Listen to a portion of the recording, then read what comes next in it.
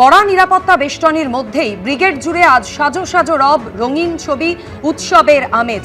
ঝালমুড়ি খাওয়া থেকে শুরু করে আদিবাসীদের ছৌ নাচ, খোল করতাল বাজিয়ে কীর্তন, এই সবের মধ্য দিয়েই সকলের অপেক্ষা এখন সেই ঐতিহাসিক মুহূর্তের, যখন রাজ্যের নবম এবং বিজেপি সরকারের এ রাজ্যের প্রথম মুখ্যমন্ত্রী হিসেবে শপথ নেবেন শুভেন্দু অধিকারী।